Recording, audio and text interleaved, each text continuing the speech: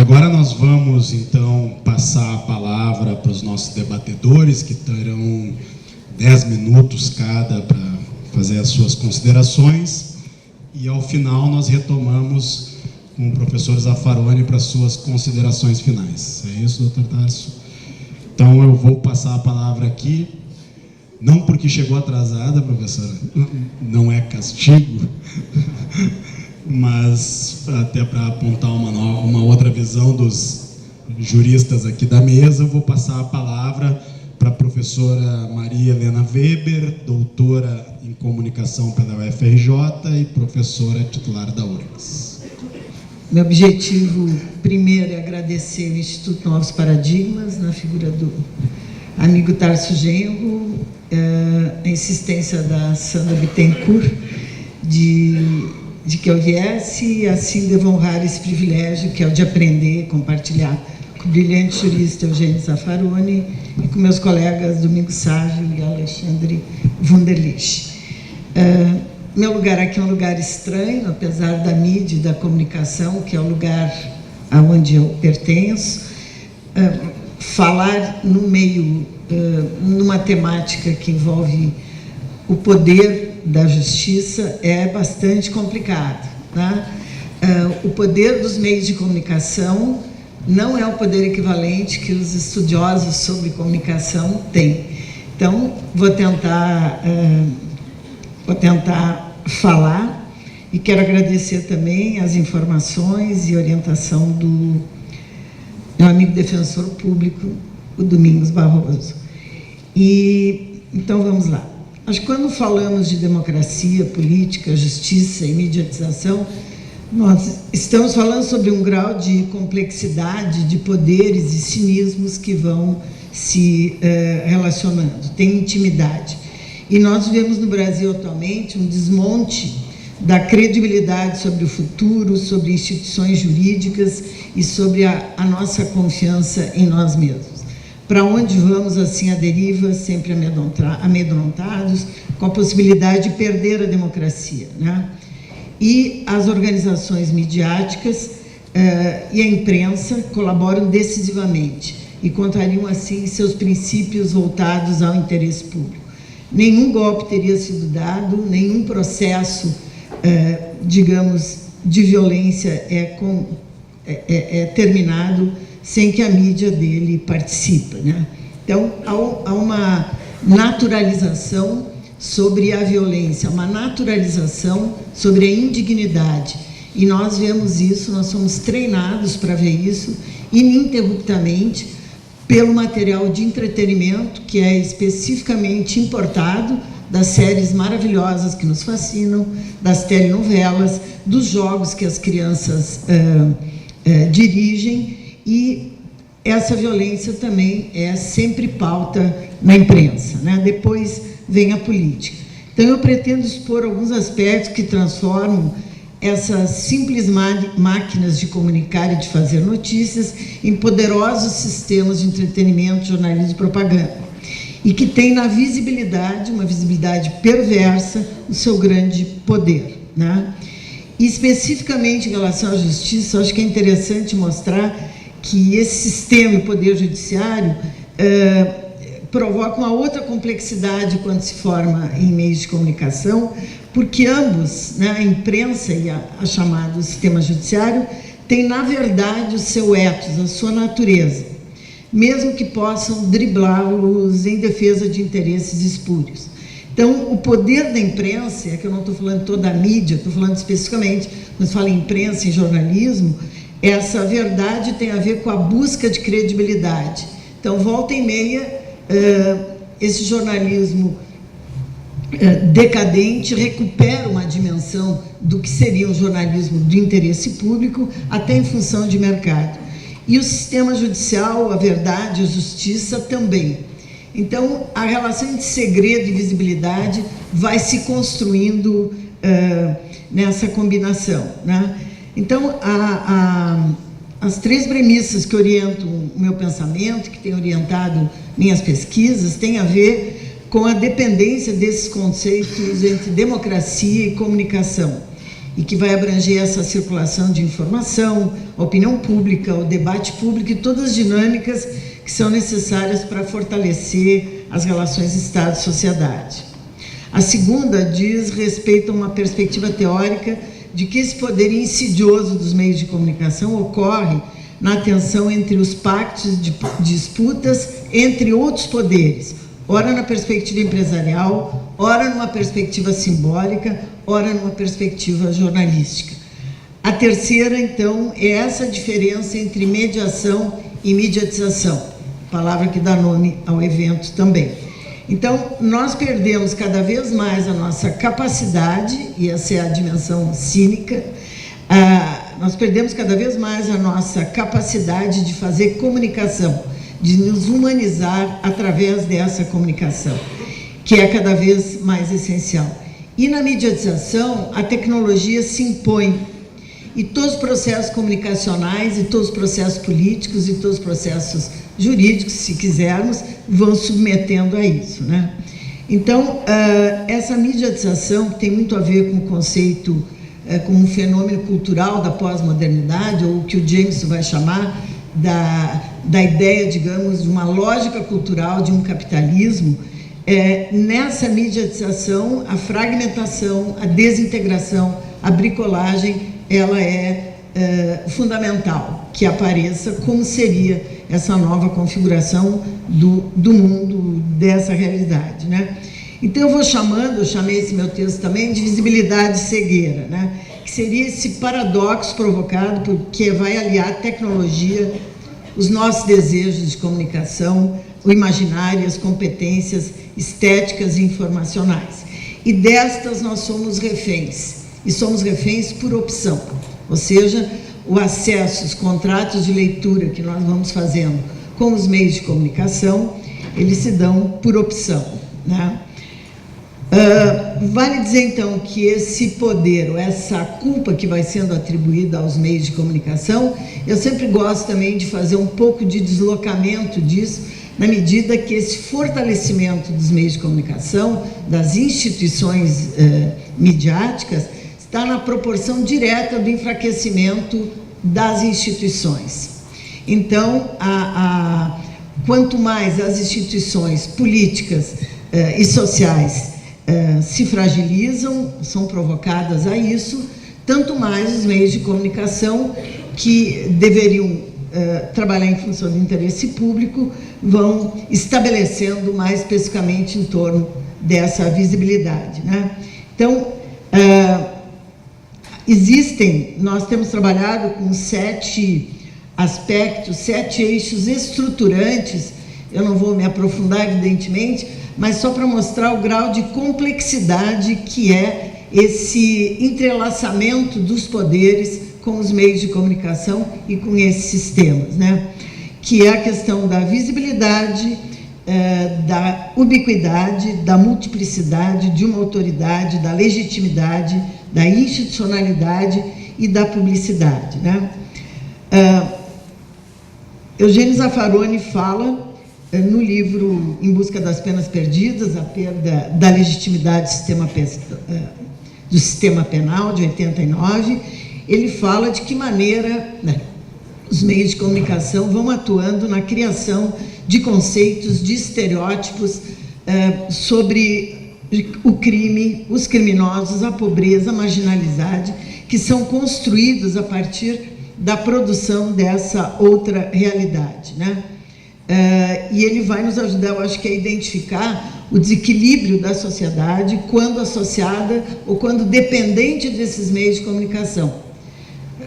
Ratifico, quanto mais forte for a mídia, né, essa força está na relação direta do enfraquecimento da sociedade, né?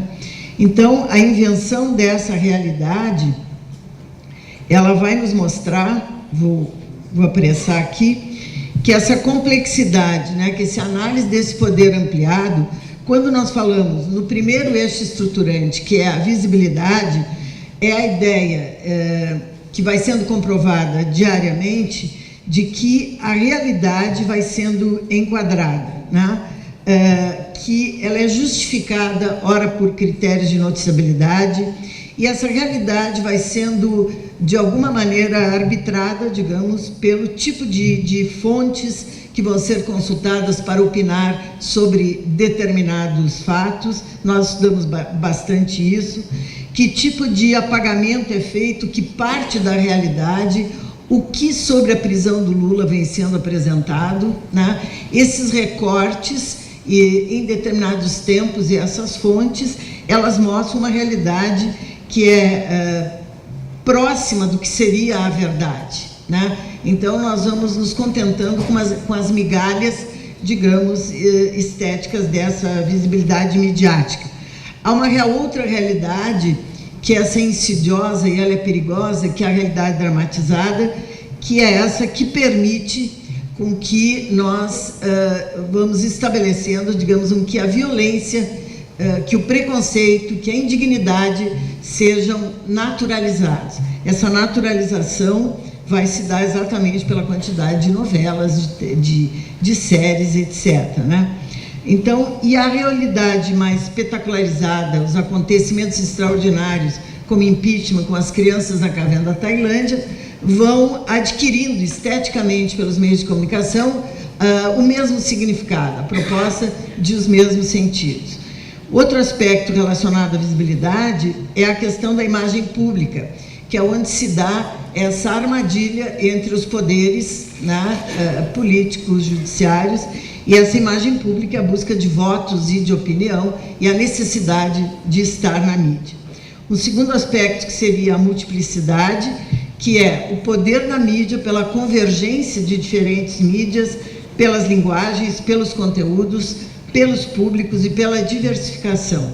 Então, assim, diferentes instituições hoje ampliam esse capital simbólico através, digamos, de um aparato tecnológico, de novos projetos, e, ao mesmo tempo, essa multiplicidade via redes sociais e via autonomia, digamos, que a tecnologia propicia, ela também vai abrir espaço para que a sociedade, para que outras instituições, para que grupos e movimentos políticos se façam ver, né? Então, no sistema também, essa ubiquidade, a ideia do panótico, né, trabalhado pelo Bertin, pelo Foucault, a ideia de que a mídia, que os meios de comunicação e, atualmente, as redes sociais, sem dúvida, estão em todos os lugares. E aí nós temos uma outra hipótese, que é a ideia da morte do segredo. E com a morte do segredo, a exposição, seja da política ou dessa intimidade, ela fica exacerbada, né? Então, a cobertura do mundo vai acontecer em todos os buracos que nós frequentamos.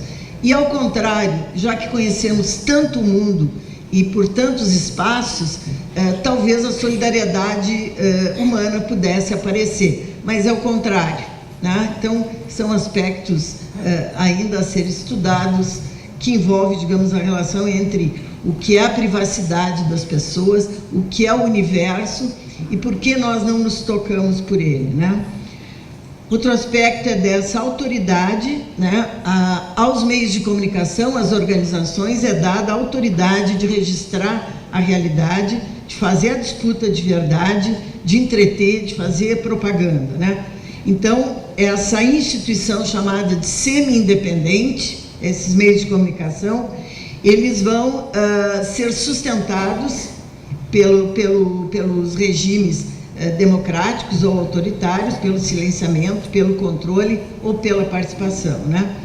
A legitimidade, então, que o interesse público, a liberdade de imprensa vai estabelecer como tal, a institucionalidade, né, que são as organizações, as organizações de comunicação hoje, elas têm alguns dos maiores níveis de rentabilidade, de lucratividade. E, por último, a ideia da publicidade, de lógicas, de estéticas da propaganda, que, mesmo não estando dentro dos meios de comunicação, o contamina e o contagia. Bom, então, finalmente, né, vou encerrando, eu retomo essa provocação do debate para dizer que toda essa complexidade, quanto ao funcionamento desses meios e o seu inquestionável espaço de poder, só pode ser, deve ser debatido e só pode ser recolocado a partir da sociedade, a partir dos inúmeros, imensos movimentos que nós já fizemos em torno de uma democratização da comunicação. O entusiasmo é menor, o otimismo também, né? Então, as relações de poder, de dependência entre o executivo, o judiciário e o legislativo, os impasses de um desgoverno, uma linha de tempo que vai nos mostrar de que maneira a democracia no Brasil ela vai sendo instaurada e ela vai sendo retomada, digamos, a partir dos interesses dos próprios meios de comunicação. De qualquer maneira, né, os políticos brasileiros parecem ter medo dessa sociedade que os elegeu, e essa é uma troca perversa. Por outro lado, nós temos movimentos, e encerro então, que é o movimento, por exemplo, que é implantado uma democracia, como as cotas nas universidades, e que, ao ser implantada, mudam a universidade, né? Transformam a universidade num outro lugar, redirecionam um debate e criam novos movimentos dentro da universidade. Então, a perversa meritocracia vai sendo provada. Eu estou ao lado do ex-ministro, que foi o que bancou essa discussão enquanto ministro da Educação, né? Então, nós, professores, pesquisadores, estamos espantados, estudando todos esses processos, e quando se fala, então, dessa complexidade, está na força que os meios de comunicação, e que vai muito além dos seus conteúdos. Muito obrigada.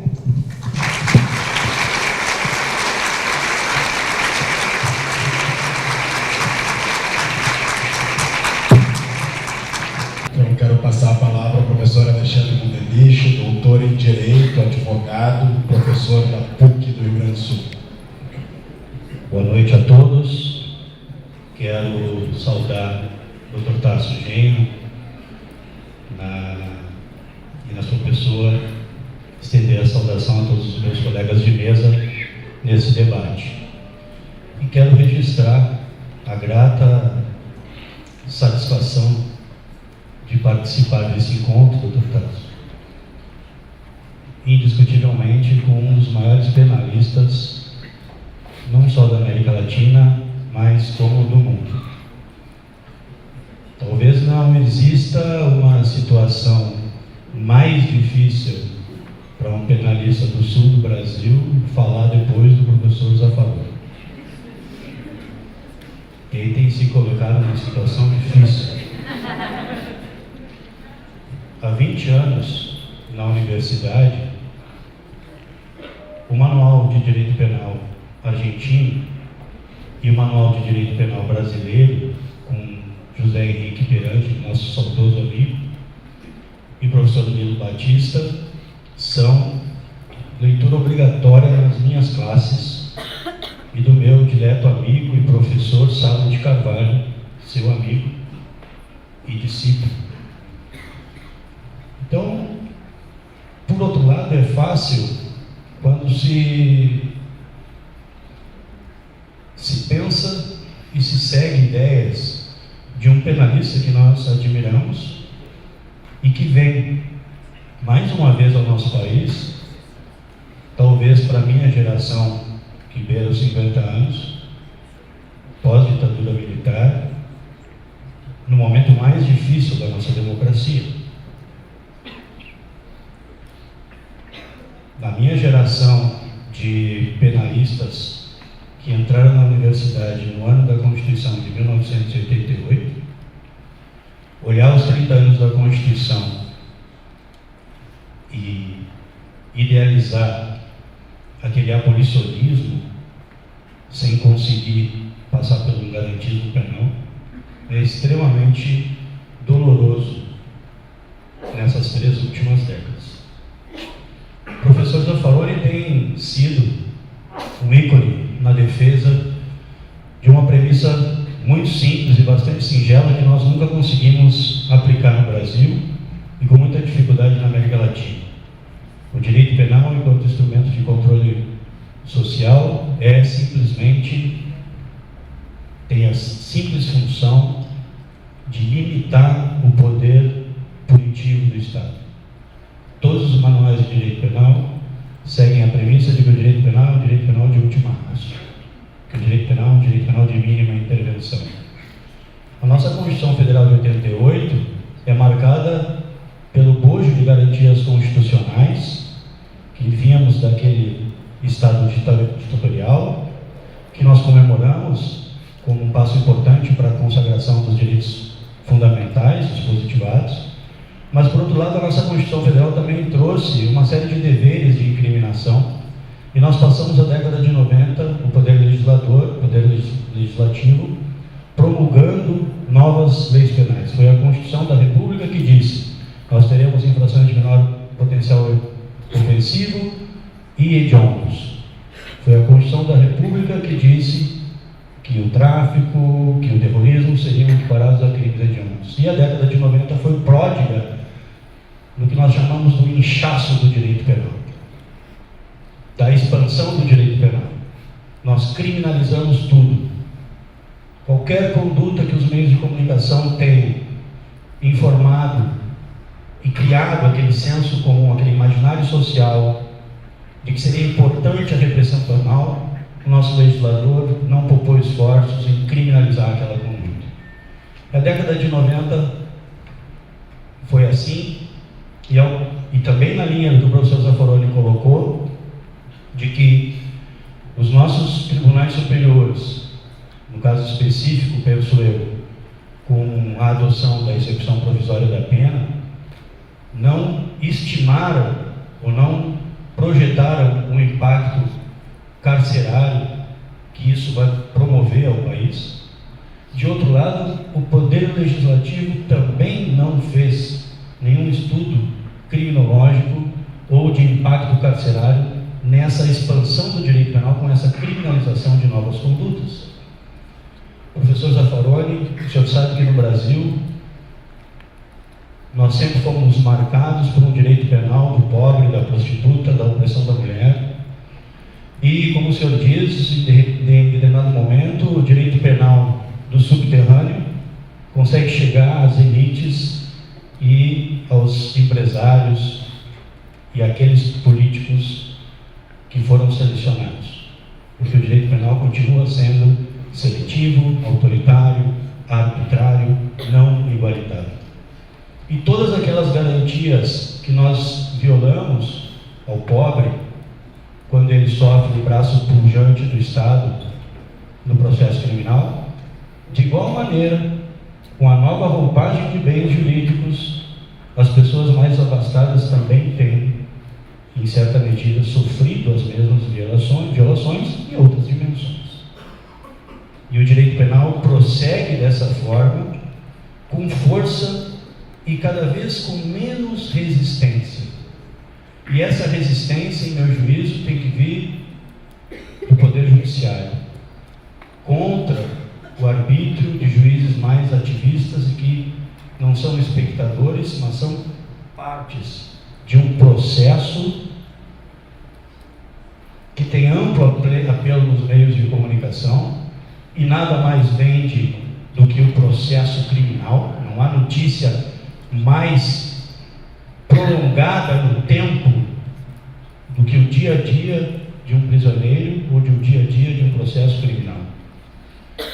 E eu fico muito impressionado porque conheço praticamente dezenas de pessoas no auditório, mas há um grupo de magistrados que aqui vieram, que eu conheço há muito tempo, e fico impressionado pela sua capacidade de reunir pessoas boas, de juízes comprometidos, né, irmão?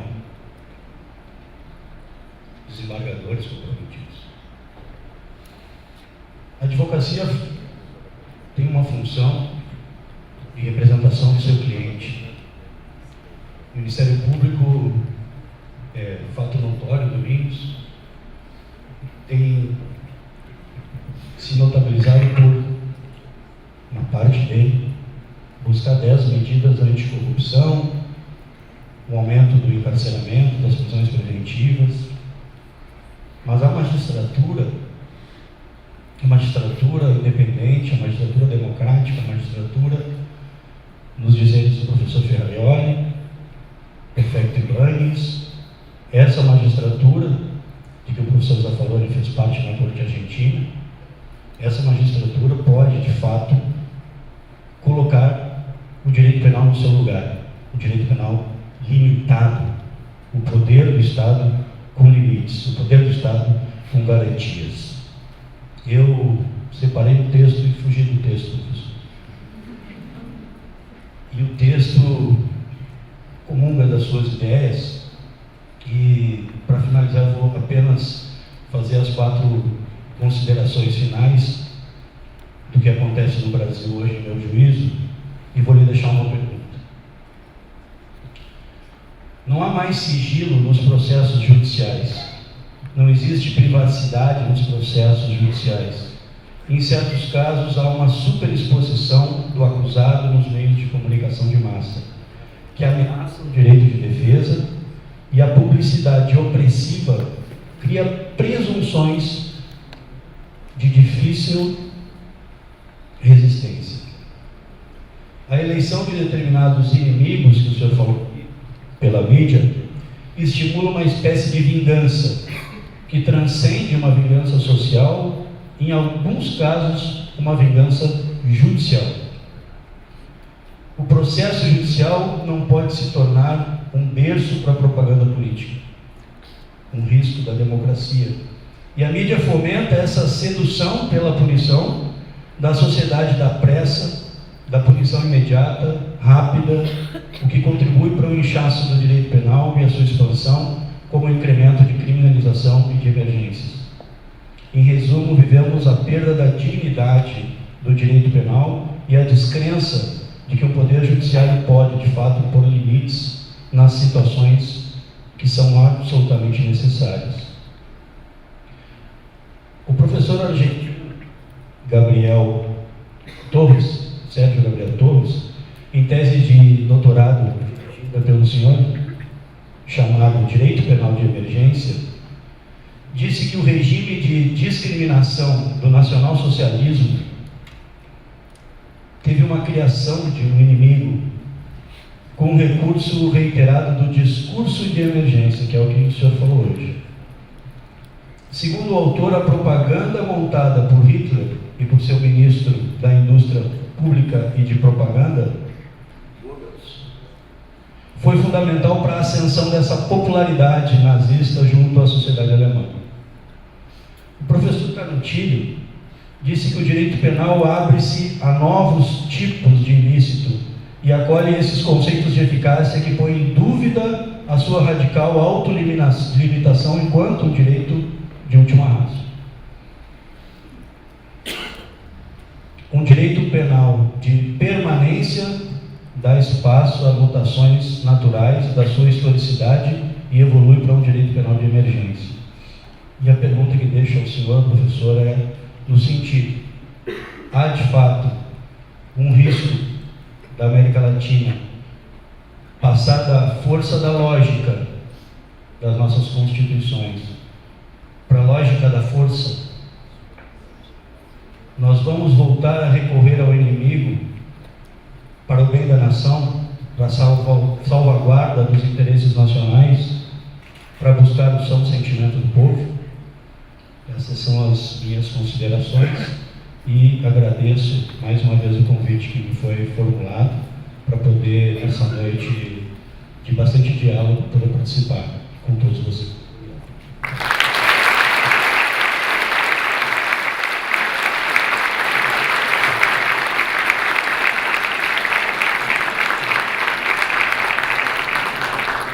Eu vou passar a palavra ao Dr. Domingos Sávio, subprocurador-geral da República e professor aqui da Universidade Federal do Rio Grande do Sul. Uma boa noite a todas, a todos. É um prazer estar aqui. Mais que um prazer, uma alegria. E essa alegria eu queria começar agradecendo ao amigo Tasso Genro, que nos reuniu aqui, fundamentalmente. Dizer, professor Zaffaroni, que esse auditório veio me ver, né, nessa noite fria desse inverno estranho de Porto Alegre, que é frio, que é úmido. E eles vieram porque eles iriam ouvir o que ouviram.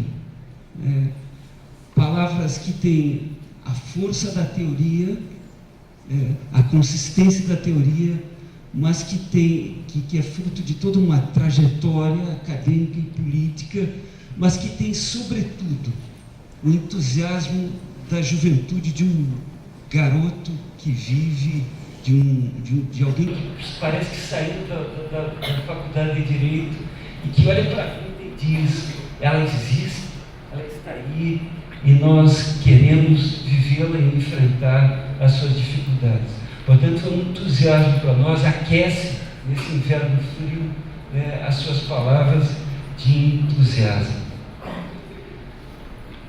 Esse auditório é impressionante. E ele só existe graças a estarmos vivendo, e todos os elementos indicam que estamos vivendo aquilo que a gente não percebe enquanto está no meio do processo, que é um estado de exceção. Nós vivemos um estado de exceção, e o estado de exceção tem um subproduto que, em geral, é inesperado. Ele costuma juntar as pessoas que estavam dispersas. E essa união de pessoas que estavam dispersas é algo que a gente precisa lidar com muita atenção e muito carinho, porque é isso que permitirá a possibilidade de produzir. E a gente olha para esse auditório e vê gente de todas as pelagens, de todas as profissões, e aqui que acreditam que sim, é hora de resistir, é hora de seguir em frente.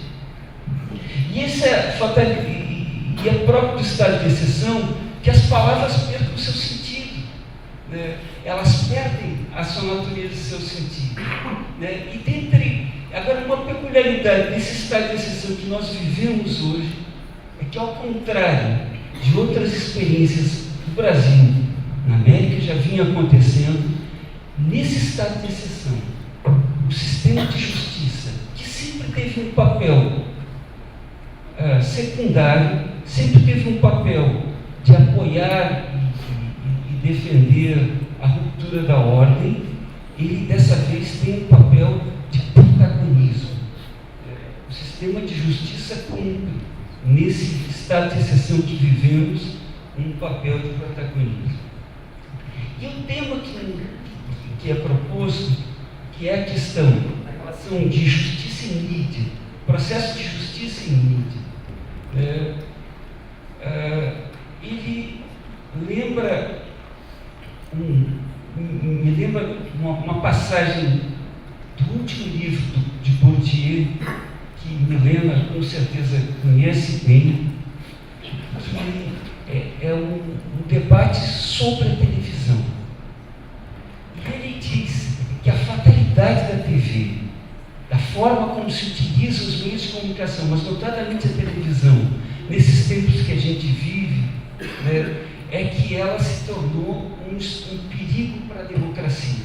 Curioso que comunicar possa ser um perigo à democracia.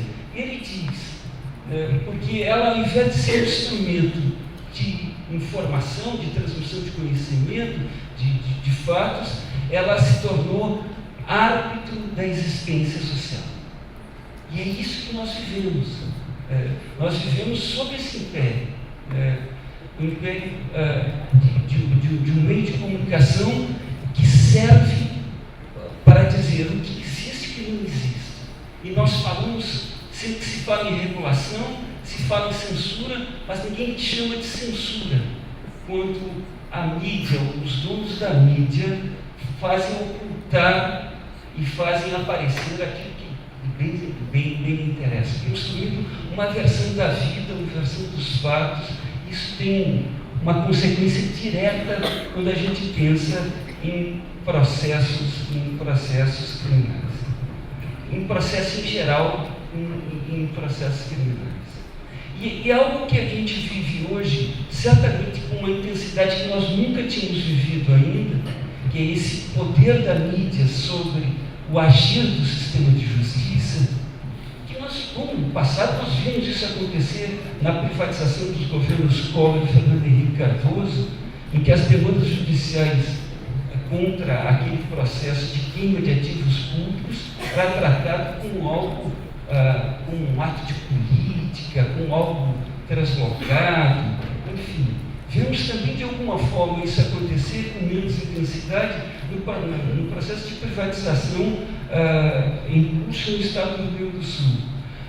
Vimos isso ganhar um ar de espetáculo na ação penal 470.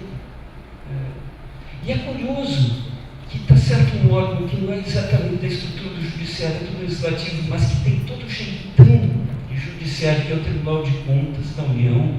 A primeira vez que ele resolveu, por acaso, transmitir o seu julgamento foi no julgamento das contas da presidente Dilma Rousseff, naquele processo de impeachment.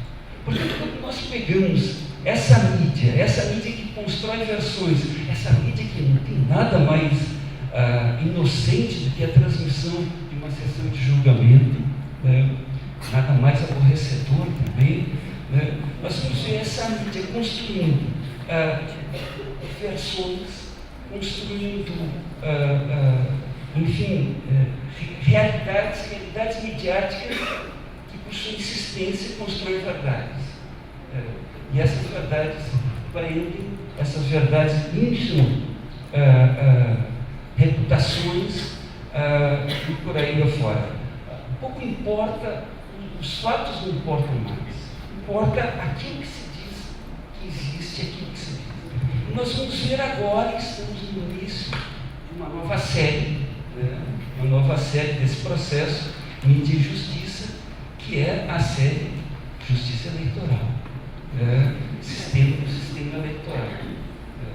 E que talvez aí, de uma forma mais grotesca, a gente possa visibilizar a ruptura da ordem como um todo. Não esqueçam o que decidimos no passado. Isso não importa. Importa é o que a opinião pública exige que nós façamos.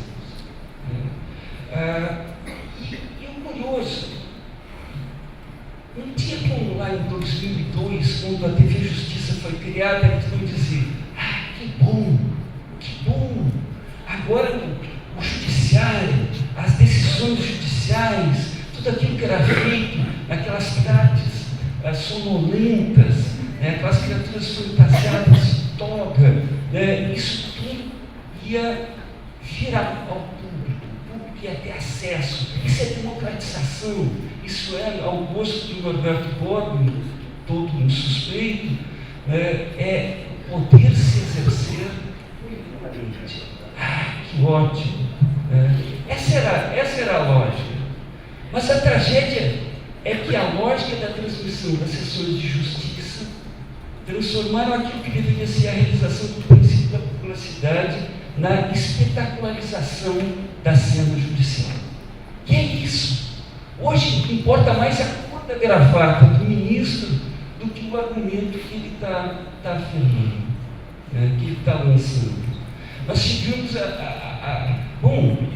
brigas no Supremo sempre acontecendo, pertence Marco Aurélio, pertence Moreira Alves, enfim, todos eles brigavam, mas isso não estava na espetacularização.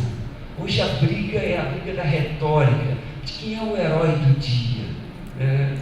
E aí a primeira pergunta: isso no mundo se discute, nos Estados Unidos não pode, a França discute a transmissão da cena, da sessão de julgamento, da decisão judicial. Qual a sua opinião sobre a transmissão ou não ao vivo das sessões de julgamento? Como lidar com essa relação do máximo princípio da publicidade com o risco da espetacularização? Nós prendemos muito e prendemos muito mal. Além dos dados dos 700 presos, dos 700 mil presos e dos 700 mil esperando lugar para ser preso, nós temos, segundo os números do CNJ, 70% dos homicídios no país não tem autoria apurada.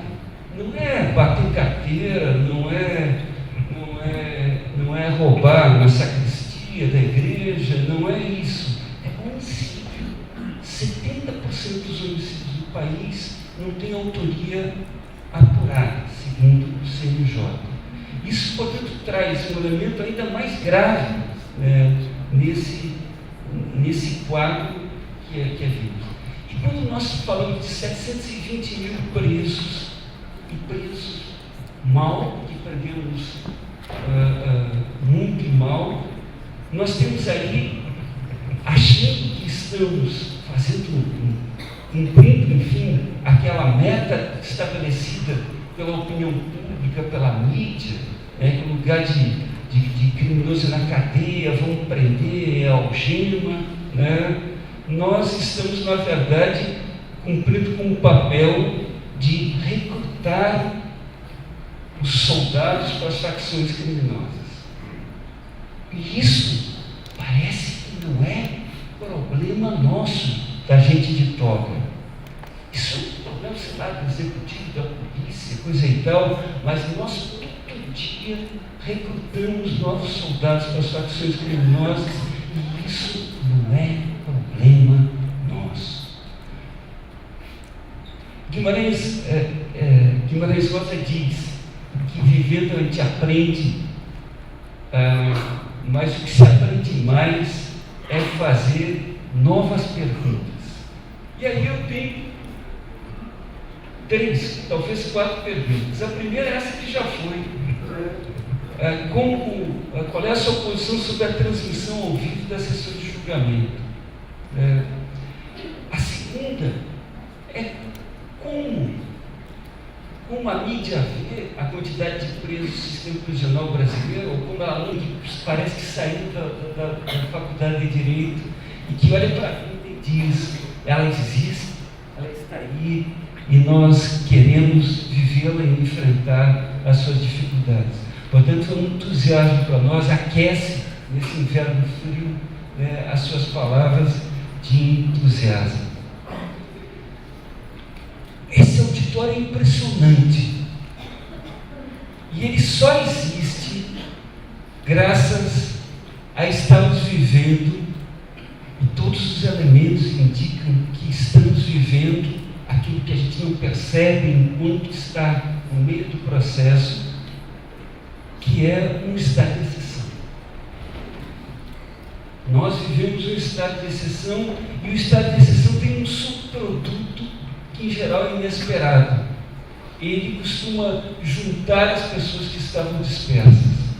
E essa união de pessoas que estavam dispersas é algo que a gente precisa lidar com muita atenção e muito carinho, porque é isso que permitirá a possibilidade de produzir.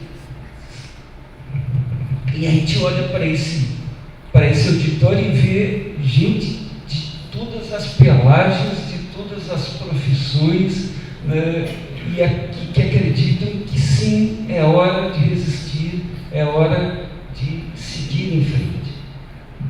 E isso é próprio do estado de exceção que as palavras percam o seu sentido, né? Elas perdem a sua natureza e seu sentido, né? E agora, uma peculiaridade desse estado de exceção que nós vivemos hoje é que, ao contrário de outras experiências do Brasil, na América já vinha acontecendo, nesse estado de exceção, o sistema de justiça, que sempre teve um papel secundário, sempre teve um papel de apoiar e defender a ruptura da ordem, ele dessa vez tem um papel de protagonismo. O sistema de justiça cumpre, nesse estado de exceção que vivemos, um papel de protagonismo.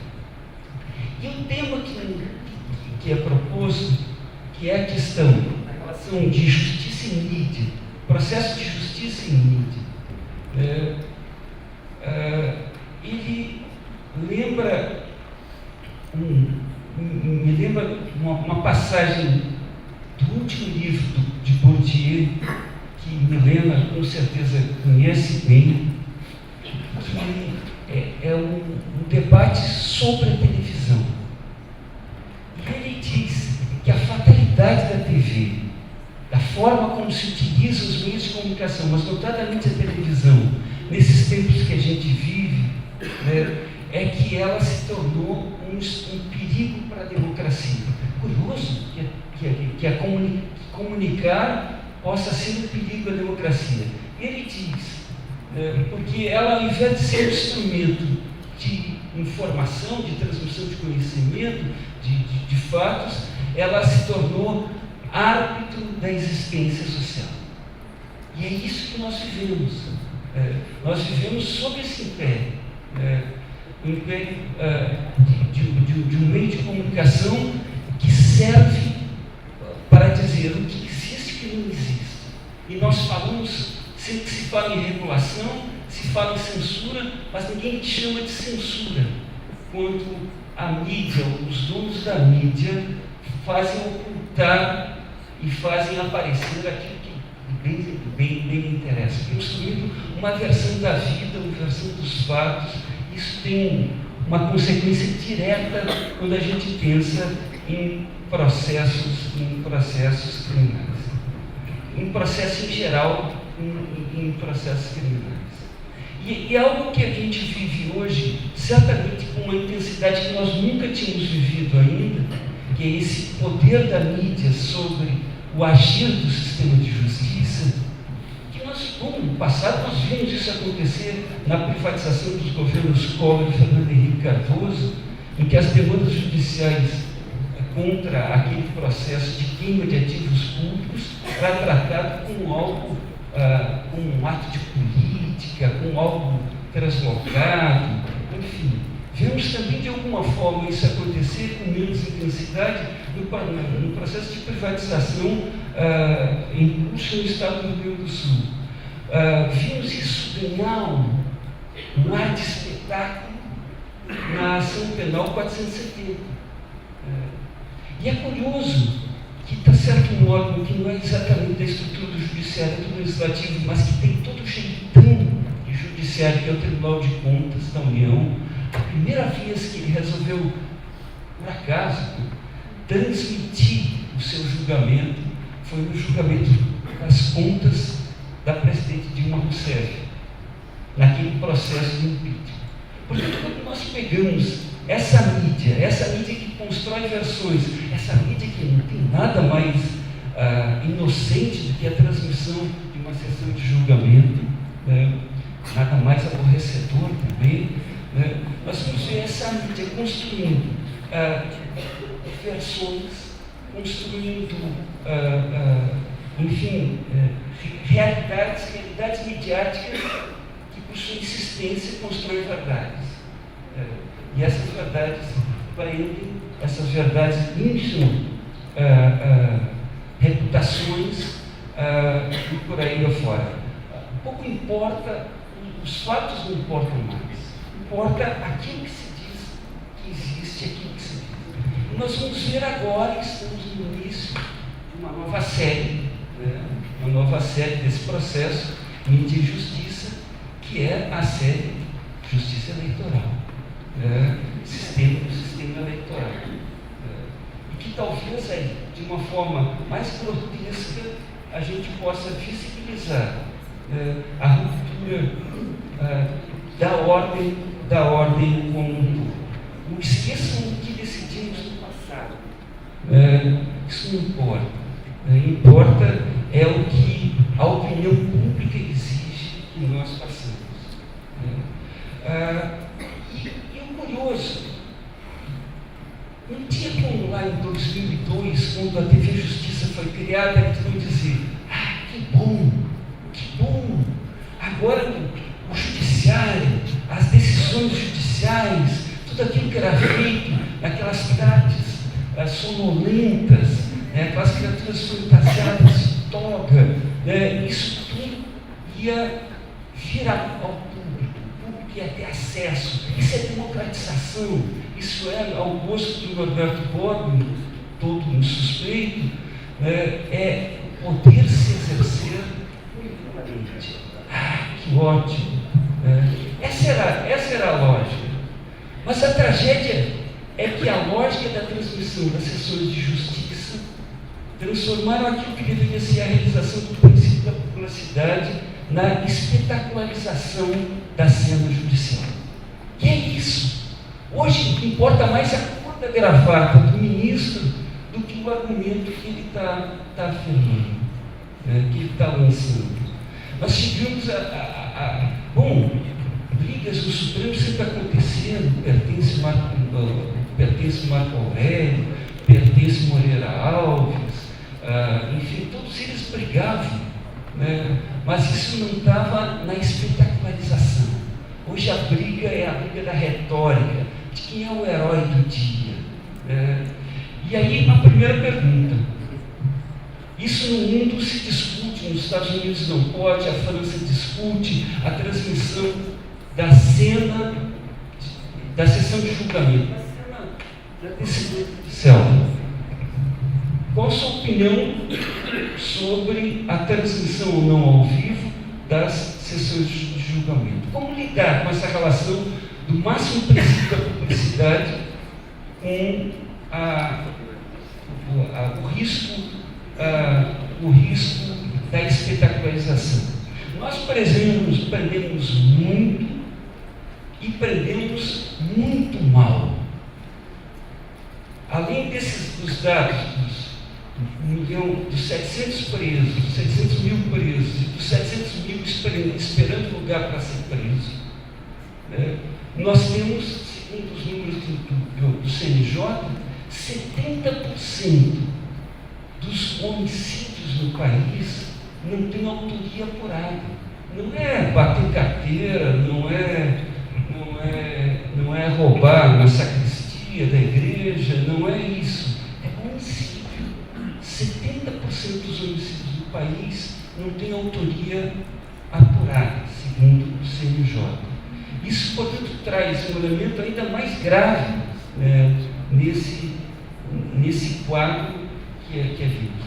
E quando nós falamos de 720 mil presos, e presos mal, que prendemos muito mal, nós temos aí, achando que estamos cumprindo, enfim, aquela meta estabelecida pela opinião pública, pela mídia, que o lugar de criminoso na cadeia, vamos prender, algema, nós estamos, na verdade, cumprindo com o papel de recrutar os soldados para as facções criminosas.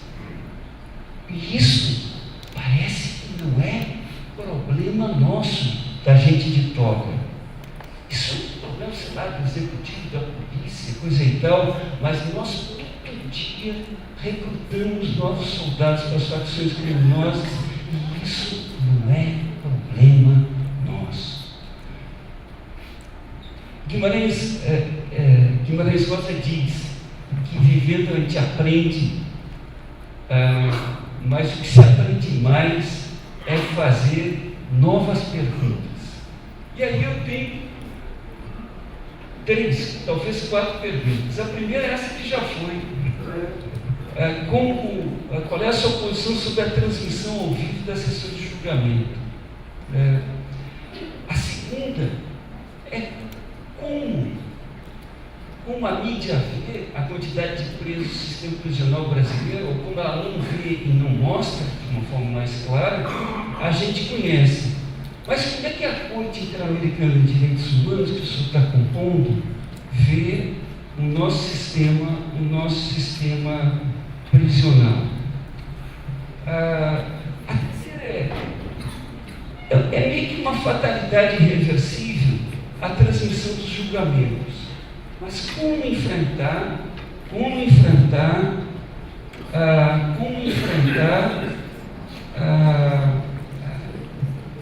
esse processo de espetacularizar? Portanto, como assegurar a publicidade sem que isso se transforme em um espetáculo?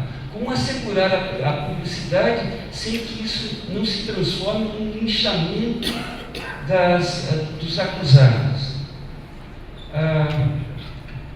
E, por último, como se enxerga o papel da mídia nisso que se convencionou chamar de guerra às drogas? Seriam essas as provocações que me cabiam, mais uma vez agradecendo por poder estar vivendo esse momento que enche a gente de entusiasmo e de esperança, na certeza que é preciso continuar caminhando.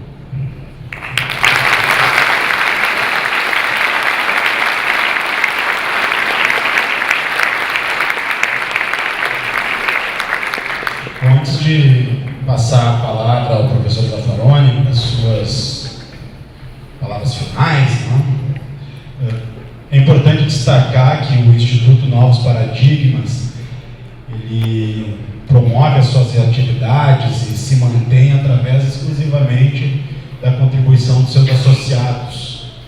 Nós não aceitamos nenhum tipo de subvenção pública, nem de empresas privadas, é somente através de doações de seus associados. E essas associações, elas são abertas. Então, vocês provavelmente nas pastas aí encontraram um formulário para aqueles que desejam se associar ao Instituto Novos Paradigmas. É só preencher esse formulário e entregar ali na saída. Não existe um valor de mensalidade, cada um contribui da forma que quer e o valor que quiser. E essas as doações são as que possibilitam encontros como estes aqui de hoje e outros que nós já realizamos.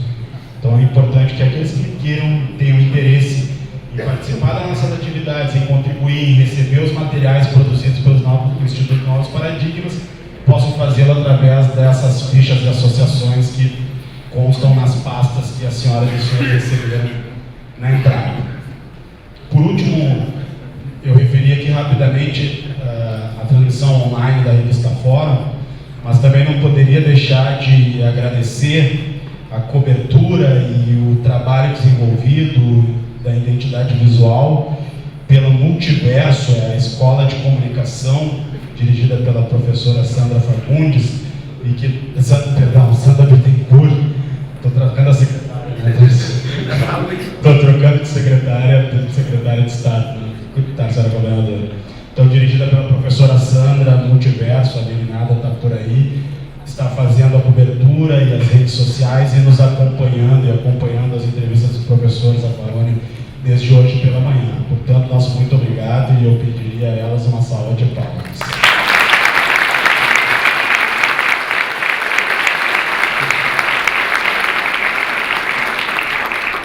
Professor Zaffaroni. Muito obrigado. Eu costumo passar o Natal na minha casa. Então, por isso vou tentar responder as perguntas de gente que não vou passar o Natal aqui, né?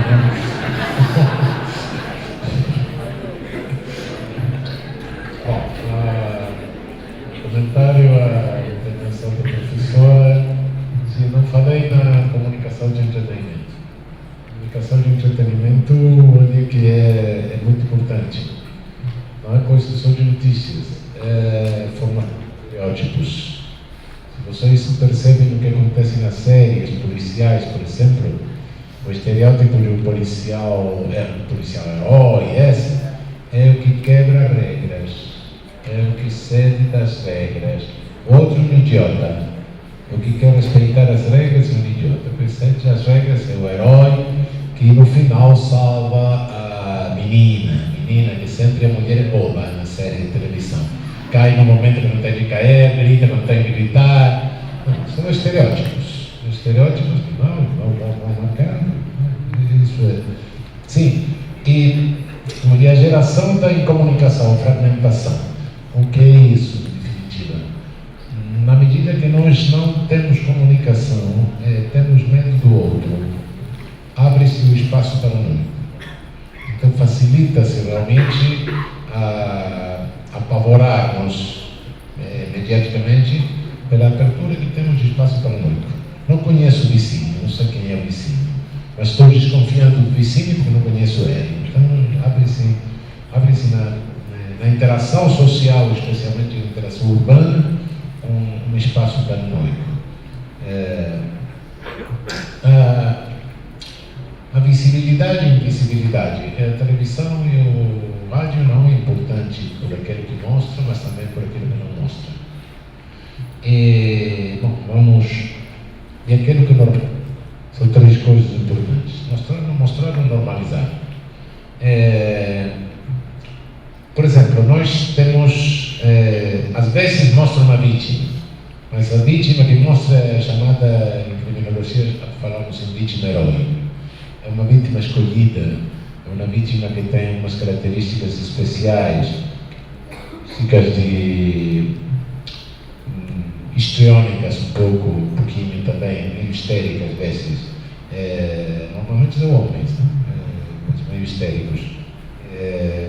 Então, essa vítima herói é interrompida no seu processo psicológico de elaboração da dor, não? É fixada no processo de retribuição, de procurar um culpável externo.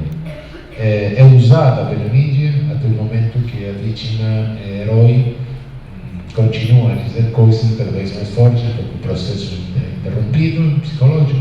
Então, nesse momento, joga fora a vítima. Quando já a vítima começa a falar besteira, não serve mais, joga. O jornalista não fala as besteiras, pergunta para a vítima e faz a vítima herói falar. E responder a vítima herói, verdade, vítima, não podemos responder a vítima herói. Essa é a coisa. A normalização é outra coisa. Morrem 3, 4 jornalistas, um atentado terrorista na França, todo mundo, tudo com desastre, morreram. Mas depois, uns 5 minutos passam que temos um atentado na Síria com 30 mortos e nós continuamos a pôr o croissant no café com leite normalmente. Isso é normalizar a coisa. Aqueles mortos, bem, tem mortos sempre, não é problema.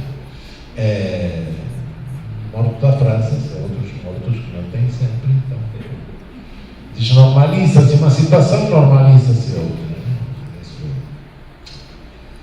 O professor Alexandre, se a expansão do direito penal. Nós estamos caindo no direito penal de perigo abstrato. Está se adiantando a tipicidade no momento de prévio à tentativa, de ato preparatório, em função do perigo abstrato, que não é perigo, porque perigo é perigo. Perigo abstrato é uma presunção de perigo. Se é uma presunção, a presunção usada processualmente para só nos casos onde, damos por verdade o que não é verdade por ações de economia processual. Mas aqui não é por ações de economia processual. Presumimos quando sabemos que temos a possibilidade,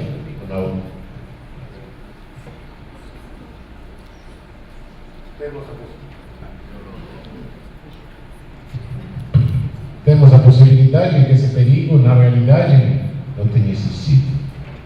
Então, estamos negando o princípio de lesividade. É um jeito de fugir do princípio de lesividade diretamente. Neutralizar o princípio de lesividade. Se não tem bem jurídico afetado, é a mesma coisa. Não tem importância. Que é uma situação de emergência. Sim, tem um livro do professor Sérgio Motta, que é o catedrático de Nápoles, que chama de Perpétua Emergência. Exatamente. Estamos vivendo numa pretensão de perpétua emergência. E o Goebbels, procurem os 11 princípios de Goebbels. O Lawfare não inventou nada. É exatamente a mesma coisa. É Goebbels trazido para o presente. E o direito penal do inimigo. O direito penal do inimigo, temos de distinguir uma coisa, né? Quando o professor de Günther Jacobs falou nesse artigo, direito penal de inimigo, aconteceu um escândalo internacional, tudo isso. Jacobs, no meu ver, poderia ter falado a mesma coisa, sem falar do direito penal do inimigo, e não teria acontecido nada. Porque o escândalo não é que o que ele está propondo, seja realmente a coisa do inimigo no sentido nazista. Não. O escândalo é que o que ele está propondo é o que nós fazemos todos os dias. Ele fala que algumas pessoas, fala em termos de dizer não sou pessoa, não sou coisa absurda, vocabulário. Mas tem algumas pessoas que não teriam de ser punidas, mas teriam de ser mantidas em condições de segurança. O que é que estamos fazendo na América Latina com a prisão preventiva de mais de 50% das pessoas, dos nossos presos? Mais da metade dos nossos presos estão mantidos em condições de segurança. É o que fazemos nós todos os dias. Mas, não, a ideia do inimigo, a ideia de Carl Schmitt, de inimigo é outra coisa. Carl Schmitt definia a política como o poder de escolher e construir o inimigo. Isso é outra coisa. E, efetivamente, isso é o que tenta em toda a sociedade construir. E vou para cá para outro problema. Uma pergunta: vamos poder superar essa situação e manter a democracia? Bom, sim, eu acho que sim, mas temos que ter em conta o seguinte: o Estado de Direito, ou seja, aquele Estado onde todos somos iguais perante a lei, cima, embaixo, direita, esquerda, todos podem lei, e o Estado de polícia, onde todos estamos submetidos à vontade daquele que está no poder, são dois modelos ideais, não existem na realidade. O Estado ideal de direito não existiu jamais. E o Estado ideal de polícia, eu acho que também não, porque produz um caos no final. Mas, na realidade, todos os Estados reais, históricos, que existiram, existem, estão mais perto de um modelo, mais perto do outro modelo. Isto não é uma dialética, eu acho que não tem síntese. Quando falo que o direito é luta, sim, luta, porque tem pulsões toda a sociedade, tem uma minoria que quer virar hegemônica. Então todo o Estado tem uma pulsão do Estado de polícia. O Estado de Direito não é outra coisa do que o Estado de polícia mais ou menos encorsetado. É isso. No interior do Estado de Direito sempre fica uma não fascista, que faz as pulsões, pratica as pulsões do Estado de polícia. Essa é a luta constante do direito. Então, sim, acho que neste momento temos algumas características de Estado de polícia. Vamos mais para esse lado, para esse canto. Então, temos de empurrar para o outro. Mas eu acho que é a luta pelo direito e é uma luta que vai continuar. Estamos regredindo estamos mais longe do ideal do Estado de Direito, mas vamos ter que continuar empurrando. Sempre é uma força, uma contrapulsão, pulsão e contrapulsão que é contínua, não tem uma solução definitiva.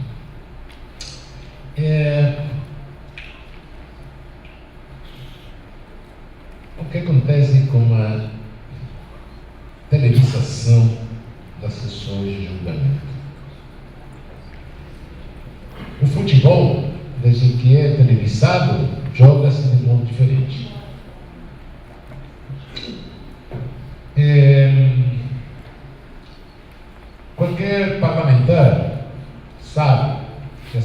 manhã, quando tem 4 pessoas sentadas na Câmara dos Deputados, tem um sujeito que está falando sozinho com o presidente está meio dormindo,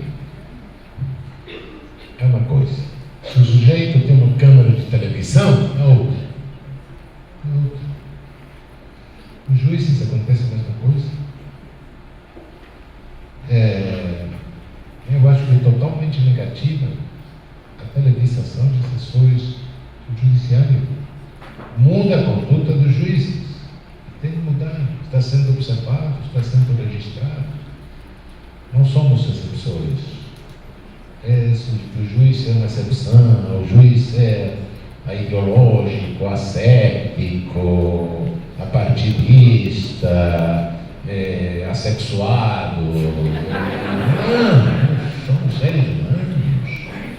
Também nós vimos jogadores de futebol, os deputados que estão sendo televisados, assim.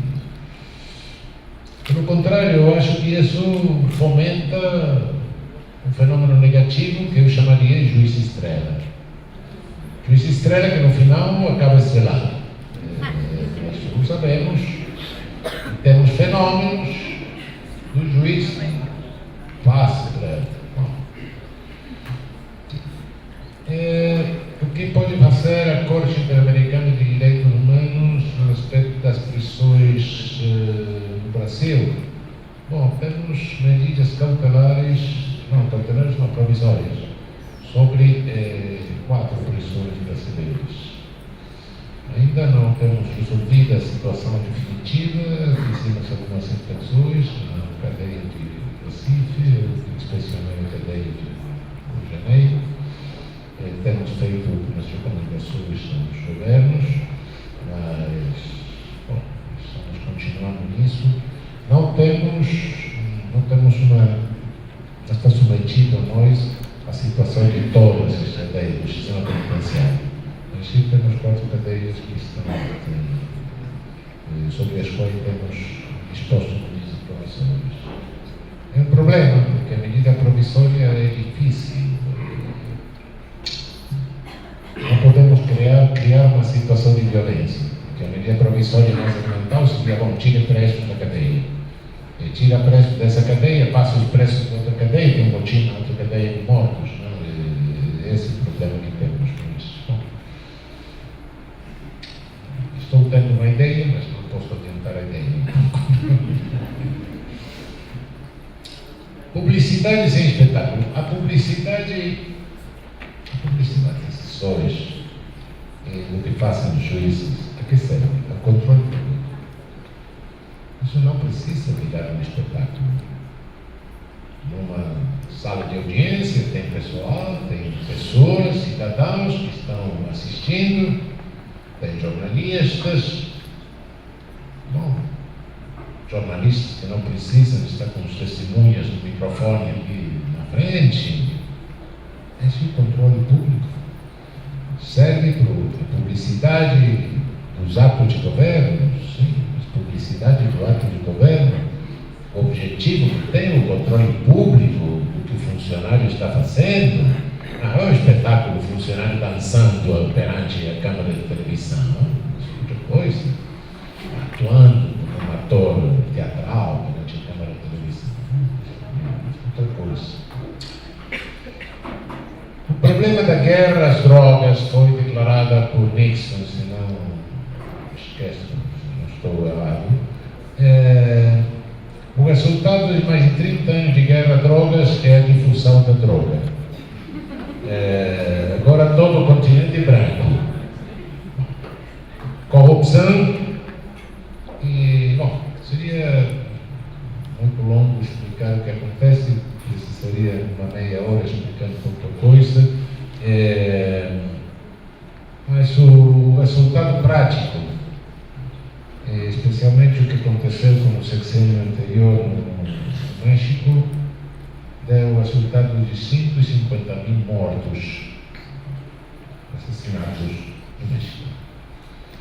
México, para ter 150.000 mortos por sobredoses de cocaína, segundo os meus cálculos, teria necessitado 250 anos. Agora, o teve em 10 anos. Estão matando mais a proibição do que o tóxico. Essa é a realidade. É um negócio realmente. No tempo da proibição alcoólica, nos Rolling Jones, nos Estados Unidos, aconteceu que o tóxico proibido, que é o álcool, era produzido nos Estados Unidos. A luta pelo mercado de consumo produziu-se nos Estados Unidos e o consumo, a distribuição do consumo no interior. Isso trouxe um fenômeno de sincretização de criminalidade violenta com criminalidade astuta, que foi a máfia, a organização mafiosa. Agora, com a cocaína, existe uma divisão internacional do trabalho. A cocaína é produzida fora do território, a concorrência violenta para atingir o mercado de consumo produz-se por Rio Bravo do Sul, ou seja, fora do território, e os Estados Unidos têm no interior uma lubricadíssima rede de distribuição que não tem problema. Agora, a maior parte da renda fica na rede de distribuição, ou seja, no interior dos Estados Unidos. Por causa de quê? Por causa de que o preço freeboard, o preço da chegada da cocaína é 1 e o consumidor chega a 10. Aliás disso, o que fazem com essa renda? Reciclagem. Quem faz a reciclagem? Monopólio do Norte. Nós não podemos reciclar nada. Não podemos fazer a lavagem de nada. Nem de mais íntima roupa interior de ninguém. Então, o hemisfério norte tem monopólio da reciclagem. Aliás, vendem armas aos cárteis que no México brigam por atingir o mercado de consumo. Essa é a situação do México. É a situação. Se vocês têm qualquer porcaria que tem uma demanda rígida ou crescente e reduzem a oferta através de uma proibição, geram um preço absolutamente desproporcionado com o custo da coisa. O custo da cocaína é mínimo, mas a plusvalia do serviço de distribuição é criada através da proibição. E essa plusvalia do serviço de distribuição que produz todo o desastre que está vivendo o México. Por causa disso, falei hoje que não. O problema da guerra às drogas é uma coisa no México. No México, uma pergunta, por que passou, a coisa está passando, está se deslocando de Colômbia para o México? É porque os Estados Unidos reforçou o controle de introdução aéreo e marítimo. Então agora o caminho da entorpecente é através via terra. Então por causa disso vai trazendo problemas na América Central e no México. Essa é a razão de desplaçamento do último decênio, mais ou menos, aproximadamente. Este é o grande problema da chamada de guerra às drogas, que não tem nada a ver com os problemas que temos nós de distribuição de drogas entre as nossas classes médias, que é outra coisa. O problema de reciclagem é outro crime internacional. Preceptação chamamos nós no Código Penal. Crime internacional que é aceito por todos. Todos sabemos aonde estão os refúgios fiscais, alguns chamam de paraíso, porque ao traduzir do inglês confundiram heaven com hidden. Então, paraíso fiscal, refúgio fiscal, é um crime de receptação, sem dúvida, um crime contra a administração de justiça. Ninguém está agindo sobre isso. Não. Panama Papers. Panama Papers é importante. Panama Papers é trabalhado especialmente por jornalistas de Süddeutsche Zeitung. Nos Panama Papers denunciados, curiosamente, não aparece nenhum alemão nem nenhum norte-americano. Os Panama Papers saem, eu acho, como resultado de uma luta por concentrar o serviço ilícito de reciclagem. Por que vamos deixar a estas pequenas ilhas, estas ilhinhas, o serviço de reciclagem quando podemos fazê-lo nós? É uma concorrência na prestação do serviço ilícito. Vai por esse lado. Mas não é uma luta real contra o serviço ilícito de reciclagem de dinheiro. Isso é a verdade. Muito obrigado.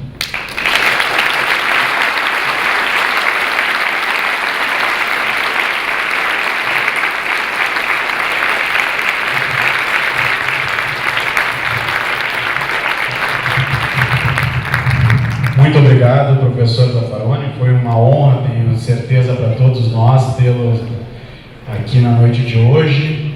Muito obrigado, até uma próxima. Boa noite a todas e a todos.